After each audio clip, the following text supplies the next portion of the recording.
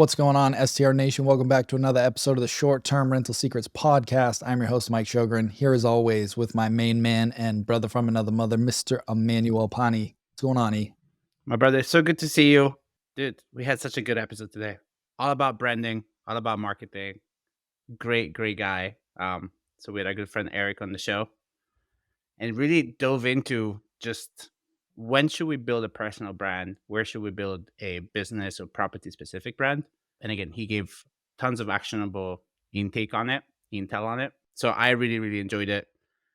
I don't know what you thought was the best part, but I just like to keep, one of my core values is keep it simple. And I liked how I kept drilling into that of like, okay, well, should you do this, and this? It's like, well, no, just do this thing. Then you can leverage that for these other things. And I like the way that he articulated that because I know I felt very overwhelmed at the beginning when I'm like, oh, I've got to build this brand. I don't even know what that means, but I have to just produce all this content and I'm already busy. And what does that look like? And so he gave a very simple approach that anybody can follow. And I think it'll help you out a lot. Just getting your feet wet and getting your name out there and letting people know what you're up to. Because if you don't, it's going to be very challenging for you to grow your business. Grant Cardone used to shout from the rooftops, if they don't know you, they can't flow you, right? So you got to get your name out there. Great episode, good energy, good tactics. Let's jump into it, Mr. Eric Cabral. All right, Eric Cabral, welcome to the show, man. Thank you for being here. Thanks so much for having me, man. I feel blessed and honored, man. Thank you. Yeah, I'm excited for this episode. This is something that I've spent a lot of time studying over the last few years. The power of branding, right? And the power of marketing. And you and I connected because you were doing some branding work for one of our boardroom members on their latest hotel project. And he spoke very highly of you. And he's like, you got to connect with Eric. So we jumped on and I was like, man, I feel like I already know this guy. Just like good vibes, good energy, a lot of same network. But you've got some really some great frameworks to think through how do you put together a brand and what is that? And so I want to pull it back a little bit first to give everybody context of, what it is that you do, how you got into that, and then we can apply it to the STR world. Yeah, for sure. I'll do my best to navigate the plane and, through turbulence and all the good stuff and land it easily so that it makes sense. But this is kind of scary to say out loud, but almost 30 years now in the branding space and marketing. So, cut my teeth in New York City, going to design school, School of Visual Arts specifically, and then started working for the big creative agencies. That was always my dream. Like I saw it in the movies. It's cool. It's sexy, right? To get into the ad agency world, to get in the design world. So I did that for over 20 years, branding corporate companies, Fortune 100s, 500s, and just getting so good enough where it was kind of getting relatively just less and less challenging for me. And I was like looking for something else. And luckily, one of my last, if not my last corporate gig, I got laid off, but I was leading the team as a creative director. I made it up the corporate ladder and I was leading teams. And we grew that company from $500,000 to 2.5 million. And I had been a part of that before, but never in the leadership role. So it gave me a lot of confidence to the degree where I was borderline cocky, which was good and bad because then it gave me the confidence to take the leap and say, you know what? Thank you, but no thank you. You don't even know my name. You laid me off and here I built you this huge thing, but it was small to them because they're billions of dollars company in the pharma space. And I started reading Rich Dad, Poor Dad during the drive to my job that was soon ending. I had to lay everyone off over 3 months. And as I'm listening to Kiyosaki dropping bombs, I'm literally getting inspired, but I'm also getting angered and I'm just frustrated, but I'm also getting inspired to do something. I'm like, man, I'm financially illiterate. Holy smokes. I'm like, I'm an idiot. But then I was like, I'm going to become a real estate investor. That was the other side of it. And got the blessing from the CEO of the household, my wife, and said, hey, I want to do something crazy. She's like, what, you're going to start a creative agency? I'm like, no, I'm going to become a real estate investor. She's like, what, are you out of your mind? You don't know anything about real estate. I was like, this is what they all do. And Trump's doing it. All the rich guys do it. And I just went all in, found bigger pockets, started networking with those guys, potentially working with those guys. And then Yeah, just found abundance. That mindset was new to me. Coming from corporate, it was mostly scarcity, right? Just around the water cooler, talking about Walking Dead and what we're binging on, and talking smack about other coworkers. It didn't feel fulfilling, and it was a spiral of me going down these rabbit holes of just not eating right, drinking, partying. My priorities were all screwy. I didn't have a family yet. But then that was the catalyst for my midlife crisis, which was like, oh, I need to be better. I need to be a better husband. I'm married now. I need to be a better father. Let me improve myself there. Let me surround myself with people who are doing bigger things and helping and supporting each other. So that's the catalyst for everything. I started a creative agency, which is marketing, branding, logos, website, social media, and then a podcast just from curiosity's sake. I just wanted to learn from people who were smarter than me. And those guys who were guesting on my show were like, dude, this is amazing. I sound cool and amazing. Can you do this for me? I was like, yeah, I never thought about that. And then it created a podcast agency. It's like, oh, I think we need to shift everything we're doing, or at least apply what we know and our knowledge in branding and marketing to podcasting. And that grew the company. The rest is history. Dang, man. I love that. And I always find it interesting. I was talking about this over the weekend at our boardroom event that anytime my ego gets out of whack, life finds a way to check me pretty quick. So I love that. It's always this balance of like you need to be confident, but because at the end of the day, if you lose that and you think you're untouchable, that's when you get in real trouble. 100%. There's nothing more humbling. And I like to say, I didn't eat a slice of humble pie. I ate the whole pie. Walking into a real estate networking event, not knowing anyone or anything about it, but I was a corporate executive making over six figures. And then walking into this room where there's a bunch of young, hungry 20 somethings that were doing what I wanted to do. And I would stay late, ask questions, put the chairs up on the table, take the PA system down, anything to gain more time and get more time with these guys. And then eventually started partnerships. Like to this day, those dudes are my partners in life and business. And there takes a level of humility, man. Like you said, you got to be humble. I'm like, I'm here to learn. I gotta check myself before I wreck myself. Hmm. So let's pivot to I think there's a lot of misconceptions. How would you define branding and why should people really pay attention to this right now, especially in the SDR world? So there's a couple types of branding that we talked about before the lights and the cameras turned on, and that's more like corporate company branding. And then now in our space, there's more of the small to mid-sized business branding, which really lends itself well to personal branding, which is our jam. Like that's what we love to do. We love to apply our knowledge from corporate branding and what worked for the big dogs and applying it to the small to mid-sized businesses. Now, for short-term rentals in that sort of real estate space, when you're acquiring assets, especially assets that are that need value add, and they have a bad reputation in the community aspect, not necessarily the investors. The investors, don't care as much, but like the community, you want to kind of put lipstick on a pig or just get rid of the pig and put in a new stock. So it's like what we do with clients, and I highly recommend anyone who's buying real estate assets to improve upon and benefit the community is look at the Google reviews, look at the overall reputation of that asset.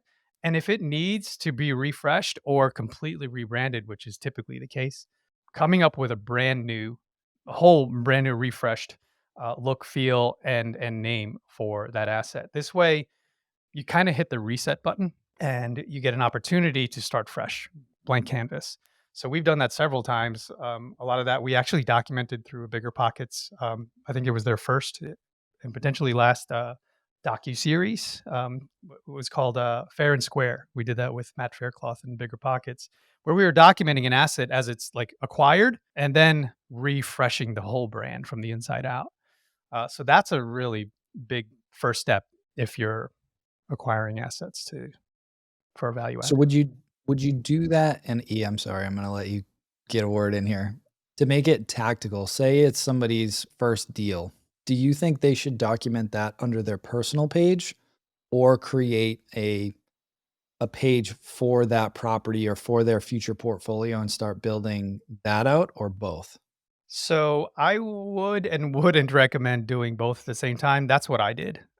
It's hard. It's way harder because you're now building two ships. You're flying and building two planes at the same time.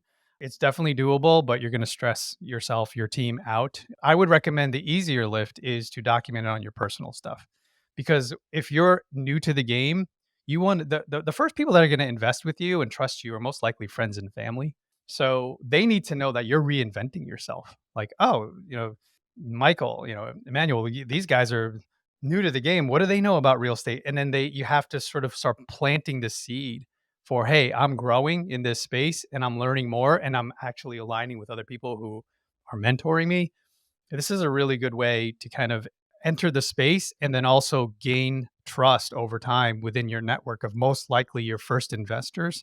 And as you document the journey in your personal platforms, that's where they are. If you go start a real estate group, there's 0 followers there. So you can do that for sure, but most likely you're going to gain more traction and get your results quicker by introducing it on your personal stuff. I completely agree. I love that advice, and I find it super interesting that what you said, right? That to build on your personal brand before building on the rest. I think most people, me myself included, right, overthink it. So when you're starting to build a brand, you start overthinking. You're like, well, if I'm gonna do this, I need a $6,000 camera. I need all these microphones. I need drones. I need people. I need a Denny in my life that follows me around, light camera action. Like I need the whole thing. Help us debunk that. Help us like understand like what are the like where people can like what is really needed and where would you start like if you're restarting over. Yeah, you're absolutely right. It's that's analysis by paralysis, right? Especially when people come to me, because I'm known as the podcast guy in our space, and they're like, they're asking me the easy questions, like, Eric, what camera do I get? What microphone do I get? And I'm like, that's not what you like. Go Google that, YouTube that. There's millions of people talking about the best cameras, the best lighting, the best, everything. You can go down those rabbit holes. You don't necessarily need me for that. What you need to do and work on is the strategy behind what you do and why you do it, because then this way, when people are watching it, they're also understanding you throughout that journey. They're getting to know who you are. They're getting to know why you're doing it and who you help specifically. Like when I left, it was about W-2 earners who want to do something outside of the W-2, or they're high income folks and they don't have a desire to invest in real estate. So I started to talk about, while I'm at the projects with my phone, this is to answer your other question, just use your phone. There's never been a day and age where we have Hollywood level recording equipment, cameras and microphones in our pockets, and we can just take advantage of that and just walk around at a site, walk around at a project and start documenting the journey and saying, hey, look behind me, this is what we're doing. Or do what I did. I would just sidle up next to someone who was doing a project that I wasn't necessarily involved in, and I would always be upfront. You want to start creating genuine content right up front. You don't want to start putting out false information. But so you say, hey, I'm here with a friend of mine. This is his project. But what your friends and your family are starting to realize is you're in this space. You're there. You're around industry doers. And that gives them the confidence over time to eventually raise their hand and go, hey, man, I see you're doing real estate. Been watching you for a couple of years. This literally happened to me. I got 50, I got 100K. What do I do with it? I'm like, well, hello. Like, let's go, bro. Let's do this. So less worried about the cameras and the microphones and more, what are you going to talk about and how are you going to add value to the conversation by speaking to their pain points and saying, hey, I know you make a lot of money. This is like what my avatar was, typically the W-2 high income earners. And how can we bring you over here to invest in an asset that you will be comfortable with and gain way more than the stock market? So as long as you know your content and you know what their desire is, that's where I would focus. I completely agree. And at the beginning, it will be your family and friends. And one of the things, especially, on the co-hosting side, one of the mistakes that I made, and I see a lot of people make, is they're afraid to talk about it. They're typically in some type of job and they don't want to talk about what they're doing because whatever reason, maybe they're scared, maybe they don't want their boss to know, or whatever it is. If you don't put the word out there to your network about what you're doing, you're just creating so much more work for yourself. I guarantee if you're listening to this podcast right now, there is someone in your phone that has a connection that can get you your next property. I guarantee it. I guarantee it. It might not be that person, but they know somebody that can do business with you. Guaranteed. But if they don't know what you're up to, they can't help you. And then you're fighting a battle all on your own, on the interwebs, just Googling and trying to find properties and push your way through it. And it's like, why do that? Especially if you're an introverted guy like me at the beginning. If you're like some of our other folks that are salespeople and they're cold calling a million people, that just made my skin crawl. I had no desire to do that. So path of least resistance, tell people what I'm doing, put the word out, turn them into my sales force because they already know, like, and trust me, and reduce that friction when it comes time to actually close some deals. Yeah, most people are secret agents in their own life, right? In their own changing life. They're like, I can't let people know until this, right? And I think going back to what you were saying, Eric, I think there is such a component, and I know this is true for myself when I look at people. I like seeing the beginning. Like, it makes me like you more when I see you dialing yourself in. Because then I also appreciate, first of all, I'm a student of life, so I appreciate other students of life. And so I appreciate it. And I'm like, oh, look at you working on your craft. And then you start noticing, you're like, dude, your content has gotten so much better.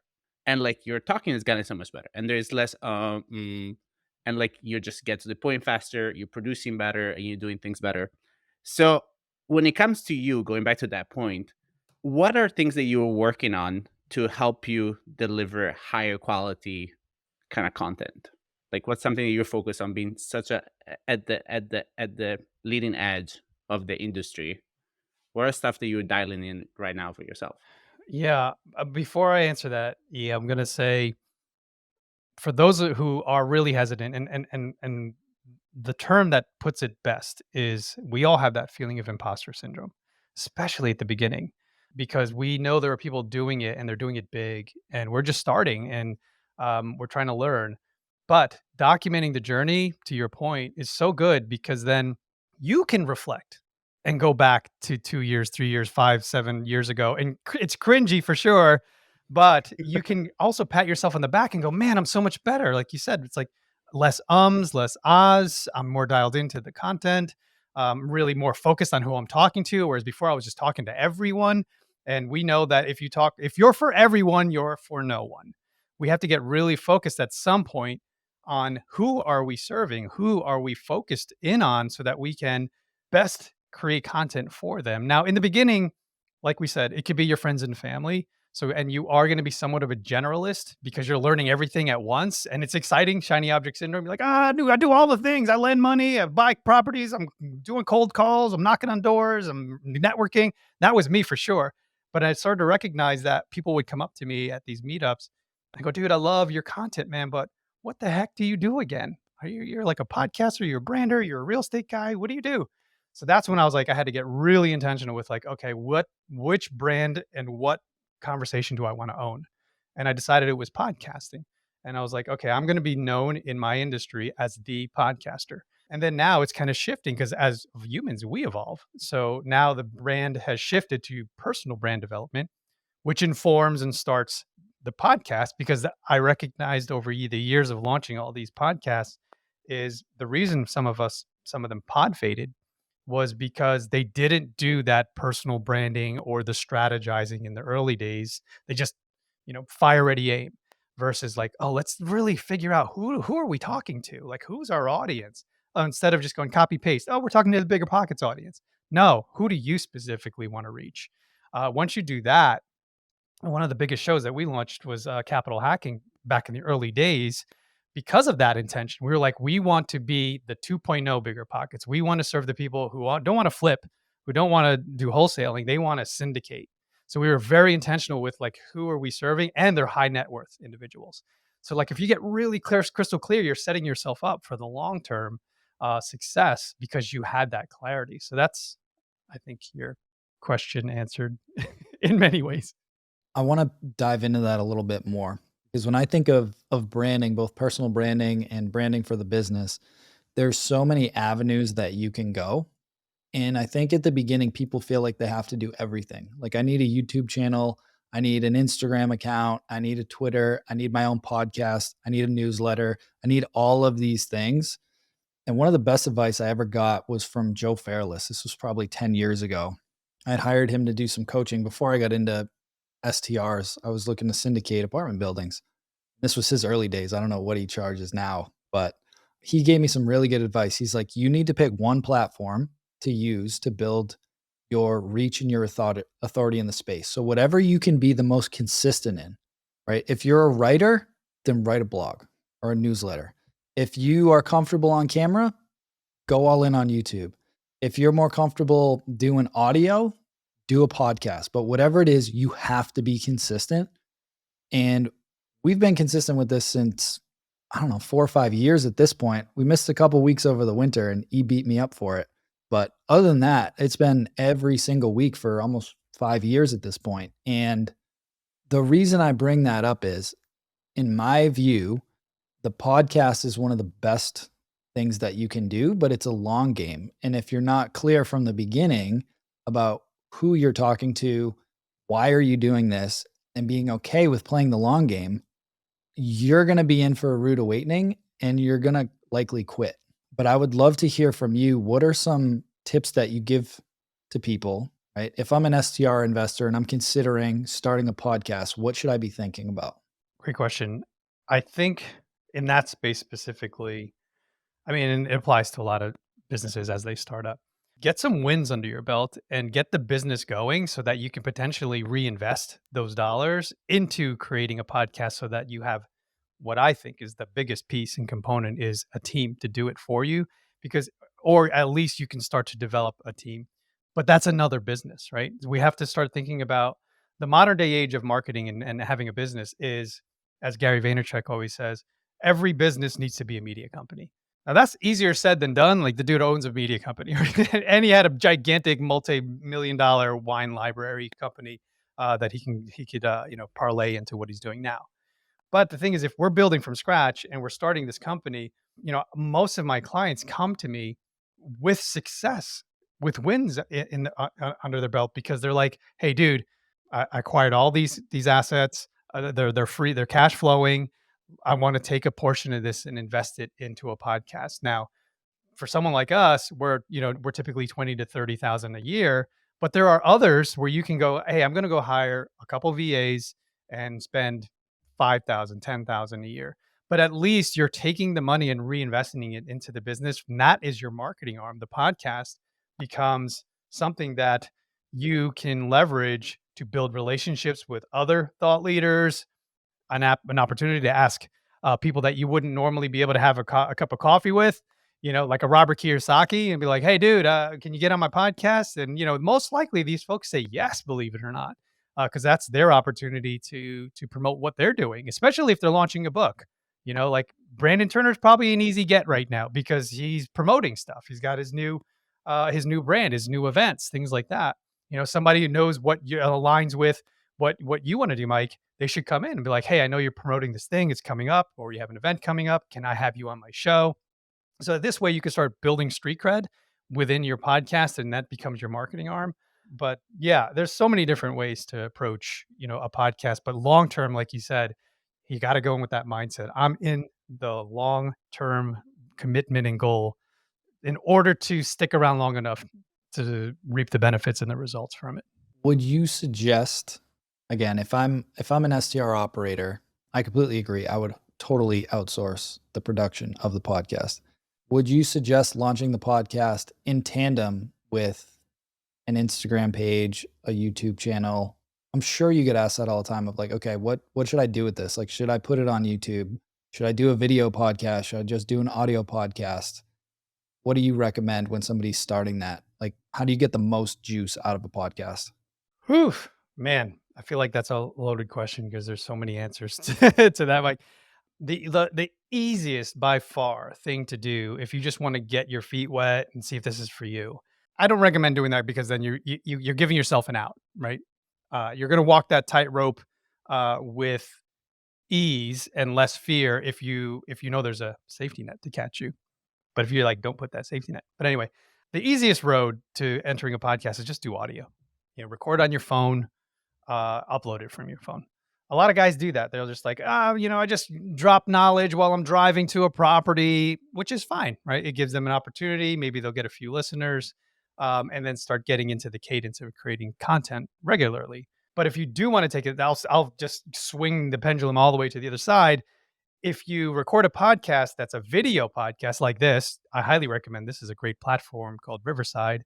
Now you're producing content, and you can give the access to this platform to an editor, and they now log in, and you don't really need to do anything other than record, set the schedule, have your guests come in, and then somebody else takes the ingredients and bakes it.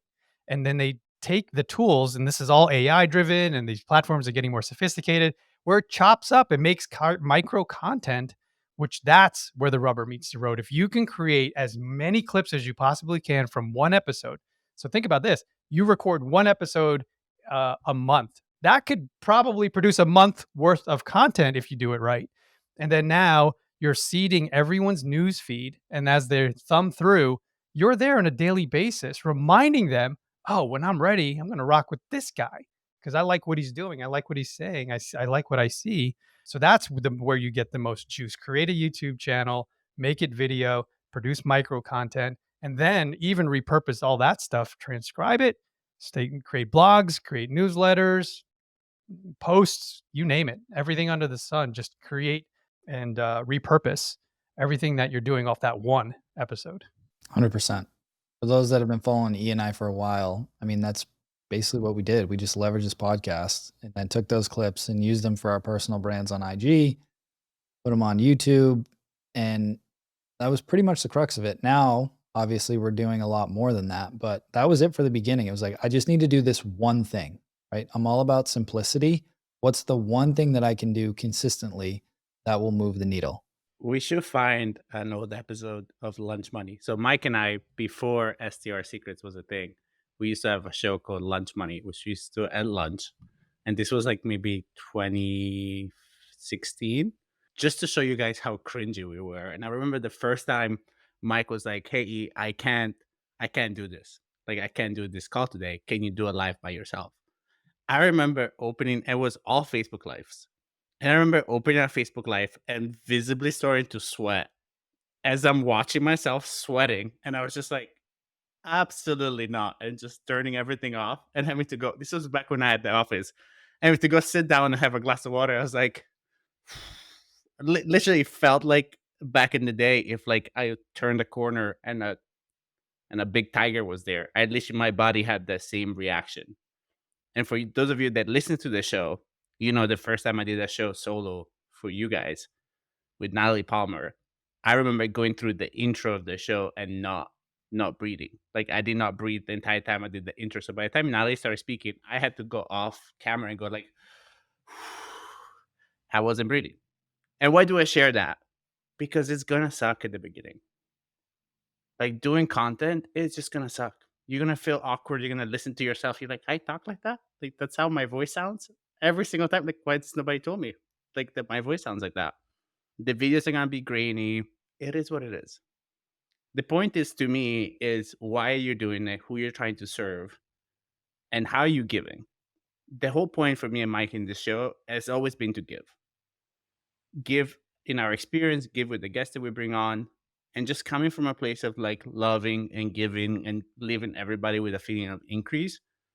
It takes you out of yourself and into a spirit of service. So the moment that you can serve genuinely and with love for the things you do, you're not going to be in your head judging yourself. Because I give an example, like when you play with your kids, you don't care how ridiculous you look until you start thinking about the fact that you're playing with your kids and the people may be watching. But when you're in service of your children because you love them and that's what they want mommy and daddy to do, you'll look like a fool, no problems. And then the moment you take that awareness away from what you're doing it for and the love that you feel in it and you put in it on yourself, you'll start getting awkward. And so it's just a matter of like continuously practicing and staying focused on the giving and the reason. And Eric, I love what you said at the beginning of the show. I found abundance. And finding abundance to me is this overarching kind of concept that comes in here too. Is can I find abundance in the fact that I'm sharing because I love people and I love what I do, and I want to change people's life. I want to create an impact, which is what Mike and I have been really focused on lately. Which leads me to my question for you: is where are you focusing now? So where do you see the company going? We love asking this question to the CEOs. Like where are you going? Where are you going next? What are you building? Yeah, I love that, and thank you for that. But I first I want to just reflect and honor everything you said there, brother. It's really powerful in what you said, because once we get out of our own heads and we live in service and act in service, then we get to another plateau, another level where it gets a little bit easier. And I did want to highlight the thing. So anyone out there who's like, yeah, I don't know what they're talking about. I'm never going to do this, or I want to do it. Know that you're not alone, and that public speaking is the number one human fear. That is a fact. And second is death. So people would rather be. Seinfeld said it best, right? He said that means the person would rather be the one giving the eulogy. They'd rather be the one in the box than the one giving the eulogy. But yeah, it's scary stuff. But once you get out of your own head, like you said, I love that's such a good analogy. Like when you're playing with your kids, are you self conscious? Like, are you thinking about how you look and how you sound? No. So good stuff there. Thanks for asking. The next level question for us is we're blessed to get to the degree where it's less about the money and the material and the earthly desires and needs in order to grow both personally and professionally. So now we can go like on the Maslow's hierarchy of needs. We're reaching that level of service, like, and self-actualization and realization and getting to a higher purpose. And that higher purpose is honestly aligning with God and giving God the glory, because we build personal brands. And that is ego driven. And that was always a thing that was struggle for me, because I'm like, man, this isn't about me. How do I make this bigger than me? And I've always been a faithful guy on a faith journey, but especially when you get into this space of entrepreneurship, everything you hear Tony Robbins say, everything you hear all these guys say is based in scripture. So that made me curious. I was like, oh, I got to go to the source. And then it brought us down this path where we're getting very intentional with like, how do we build personal brands that glorify God and not people's ego driven materialist perspective on things. So thanks for asking. Big change for us. Love it. Well, before we get into the last question, Eric, where can the listeners find you and everything that you guys have going on? Yeah. I welcome any conversation. So if you go to, you can go to our website, but I'll give you my email directly because I love this community, erik@onairbrands.com. So if you want to learn more, just hit me up, say you heard me on the STR Secret Show. And yeah, we'll figure out how we can jam together and potentially collaborate. Love it. Love it. Well, the last question that we ask all of our guests, and I'll spin it for you, is what is your number one secret to success? Oh man. Yeah. It's living in service for sure. The Go-Giver changed my perspective on things and then, led me down this path. That's a big book. But yeah, living in service and getting out of your own head and getting out of your own way. That's when the doors start to open for sure. Oh, wait, one thing I want to add is when I recognize, because I wasn't around wealthy people, in my corporate life. And then when I got in the room with millionaires to billionaires, I recognized the one common thing they always asked was, how can I help you? And I used to wonder, like, why are you going to try to help me? You're like a billionaire. Like, they always found a way to enter into that type of conversation. I'm here to help you. What do you need? And once I started to adopt that mindset, that was a game changer for sure. I love that. Before we wrap, if anybody is looking, so I love The Go Giver. That's a great book. If anybody is looking for a resource when it comes to marketing and branding, do you have a branding or marketing Bible that you go by in terms of like a book that has changed your mind or changed your life and how you produce a content? recent one that I feel like I should have read 10 years ago. I don't know if it was around 10 years ago, but I highly recommend Story Brand by Donald Miller. Oh my God. What a good book, man. Yeah. They gave me goosebumps because that was one of those books that gave me goosebumps reading. It was just like such a brilliant way. It breaks it down in its simplest form. You're like, duh, like how did I not know this? But yeah, it can't leave you once you get that in your head. So it's good stuff. Story Brand. Love that. Well, Eric, thank you again for coming on the show, man. Really appreciate you and everything that you're doing for the community. The listeners out there, make sure you check out everything Eric's got going on at On Air Brands. He is a badass, and he's helping a lot of our people in our boardroom with their branding, both on the personal and on the hotel side and in the SDR space. So if you're looking for help on that front, here's your guy. If you want to start a podcast, here's your guy. Eric, thank you again. Listeners, hope you guys have an amazing week, and we will talk to you soon. Hey, STR Nation, if you enjoyed this episode, please make sure to hit that subscribe button and leave us a review. And in the comments, let us know what topics you want us to cover on upcoming episodes, and we'll make sure to get that in the books for you. And if you really want to learn how to launch, automate, and scale your short-term rental business, if you want to go deeper, then check out our free masterclass at strsecrets.com.